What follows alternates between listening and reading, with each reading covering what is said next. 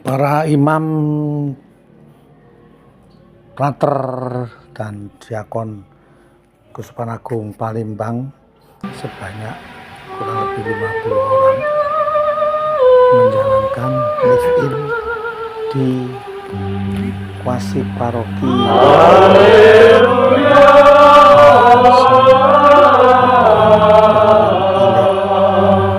mereka tinggal di rumah-rumah keluarga dengan tujuan supaya bisa masuk merasuk lebih dalam ke dalam kehidupan umat yang dilayani. Inilah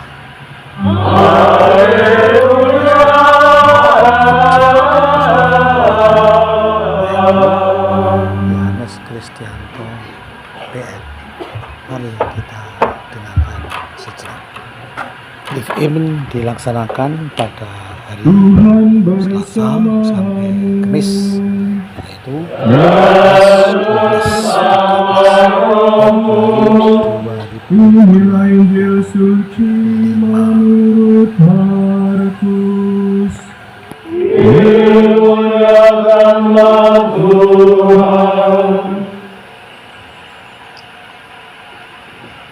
Pada suatu hari, serombongan orang Farisi dan beberapa ahli Taurat dari Yerusalem datang menemui Yesus. Mereka melihat beberapa murid Yesus makan dengan tangan najis, yaitu dengan tangan yang tidak dibasuh. Sebab orang-orang Farisi, seperti orang-orang Yahudi lainnya, tidak makan tanpa membasuh tangan lebih dulu, karena mereka berpegang pada adat istiadat nenek moyang mereka. Dan kalau pulang dari pasar, mereka juga tidak makan kalau tidak lebih dahulu membersihkan dirinya. Banyak warisan lain lagi yang mereka pegang, umpamanya hal mencuci cawan, kendi, dan perkakas tembaga. Karena orang-orang Farisi dan ahli-ahli Taurat itu bertanya kepada Yesus, "Mengapa murid-muridmu tidak mematuhi adat istiadat nenek moyang kita? Mengapa mereka makan dengan tangan najis?" Jawab Yesus kepada mereka, "Benarlah nubuat Yesaya tentang kamu, hai orang-orang munafik. Sebab ada tertulis, bangsa ini memuliakan aku dengan bibirnya, padahal hatinya jauh daripadaku. Percuma mereka beribadat kepadaku, sebab ajaran yang mereka ajarkan ialah perintah manusia. Perintah Allah kamu abaikan untuk berpegang pada adat istiadat manusia." Yesus berkata kepada mereka, "Sungguh pandai kamu mengesampingkan perintah Allah, supaya kamu dapat memelihara adat istiadatmu sendiri. Karena Musa telah berkata, hormatilah ayahmu dan ibumu, dan siapa yang mengutuki ayahnya atau ibunya harus mati. Tetapi kamu berkata, kalau seorang berkata kepada bapa atau ibunya, apa yang ada padaku, yang dapat digunakan untuk pemeliharaanmu, sudah digunakan untuk kurban, yaitu persembahan kepada Allah.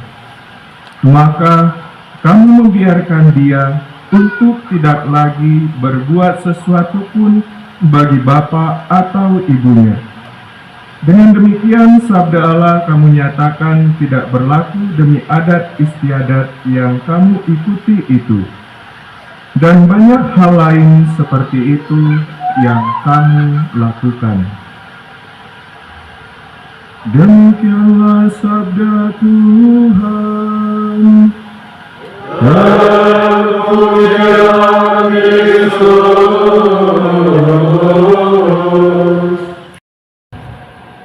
Hampir semua imam diosesan Keuskupan Agung Palembang yang berkarya yang saat ini di Keuskupan Agung Palembang, tentu kecuali yang ada di luar karena studi atau karena tugas-tugas yang lain, tapi saya kira yang hadir ini nyaris semua imam diosesan Keuskupan Agung Palembang.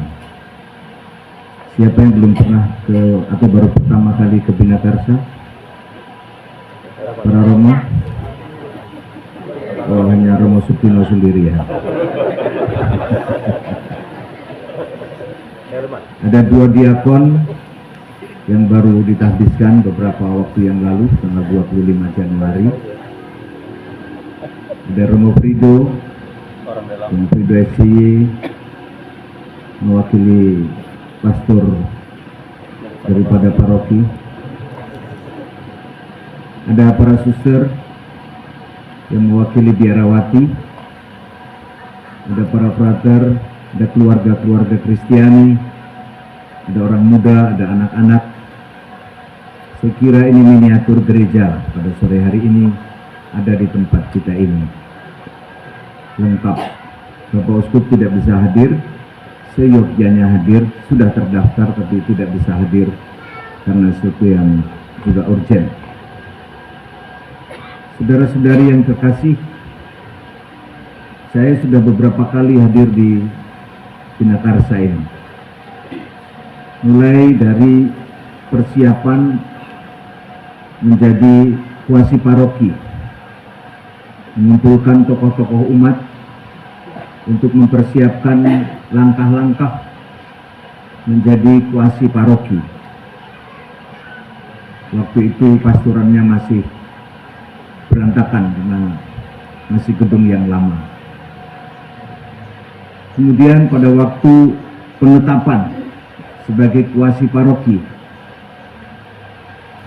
ini tempat tendanya sama di tempat ini, dihadiri oleh begitu banyak umat pada waktu itu. Kemudian pada waktu peresmian pastoran, tendanya sama juga di tempat ini, dihadiri oleh banyak sekali umat, oleh pejabat-pejabat setempat, luar biasa. Dan entah berapa kali lagi kegiatan-kegiatan besar dilakukan di tempat ini. Entah berapa kali tenda itu berdiri di lapangan ini, termasuk pada sore hari ini. Sepertinya kuasi paroki ini tidak pernah berhenti dari hajatan. Sering sekali, betul ya? Kesel orang?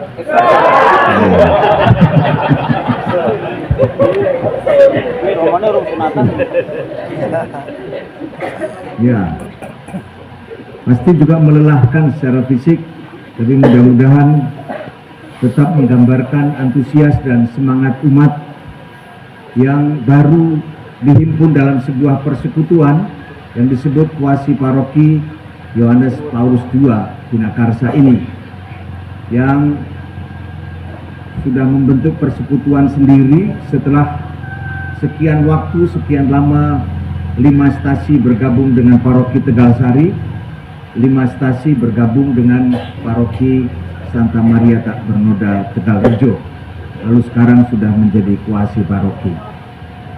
Kalau sudah menjadi kuasi paroki berarti ancang-ancangnya menjadi siap?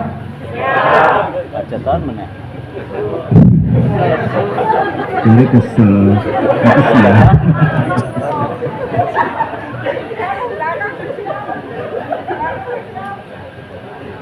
Lalu hari ini kita berkumpul dalam suasana kegembiraan, sukacita, dengan sebuah